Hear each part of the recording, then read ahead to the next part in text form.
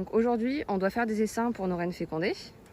Donc on va prélever sur nos ruches pourvoyeuses, c'est-à-dire que c'est des ruches à qui on ne met pas de hausse, on les nourrit et on les laisse bien se développer pour pouvoir prendre des cadres de couvain et des cadres de réserve pour notre ruchette. Donc celle-là, elle est sur 2, 4, 6, 8. Bah, elle est vraiment sur au moins 6-7 cadres. Donc on peut prélever au moins 2 cadres de couvain, dans l'idéal un cadre fermé et de la réserve. Alors on sort toujours la partition ou le cadre de rive pour faire de la place.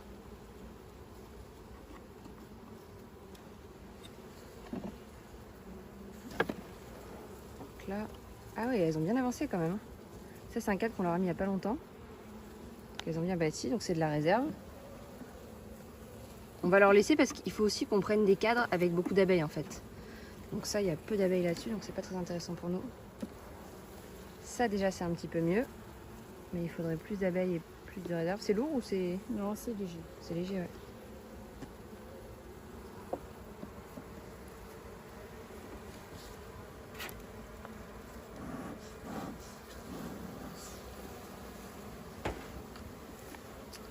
Allez, petit cadre de réserve. Ouais. On laisse le traitement varroa dans cette ruche. On le refera pour... Ça, c'est de la ponte fermée. Et ce qui est intéressant, c'est qu'il y a de la... Il y a de la réserve autour. Et t'as aussi de la ponte ou elles ont remplacé par du miel au milieu? Il y a du miel. Ouais, ben ça on va le prendre parce que ça fait la reine. Ah, alors non, on va attraper la reine. Attends. Hop. Bouge pas beauté. Viens ici. Donc on va attraper la reine.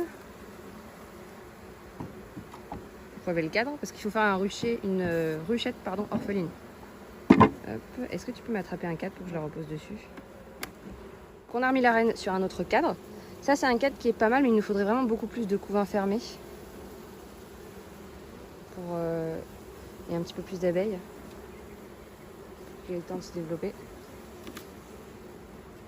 Là c'est la saison, les frelons sont revenus, mais on met des pièges.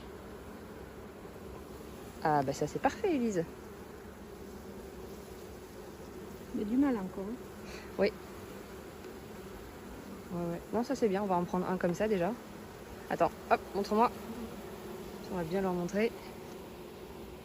Parfait. Donc on a du pollen, ce qui est intéressant aussi, ici. Du pollen, de la ponte et du miel.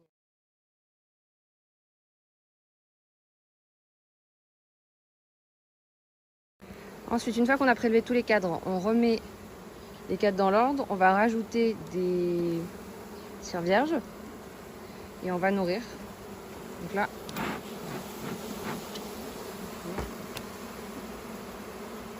hop, tiens, j'en ai juste ici des cires vierges.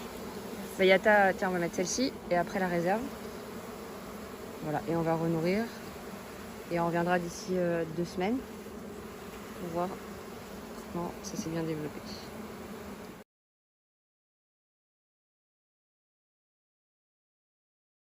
Donc là, nous, on transfère directement de la ruchette à la ruche, puisqu'on hiverne, en ruche. Donc on a transféré les cadres dans le même ordre qu'on a mis. Il en reste sur la paroi.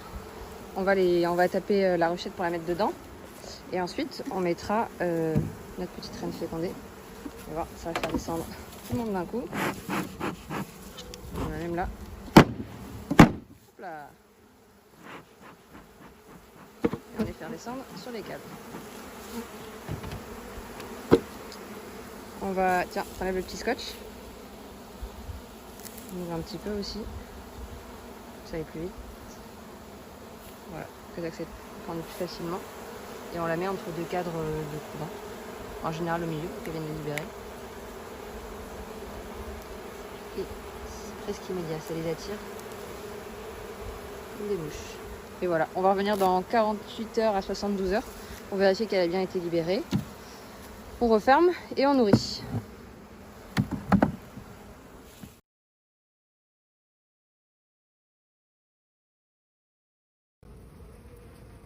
Voilà ce qui arrive quand on laisse une reine fécondée dehors.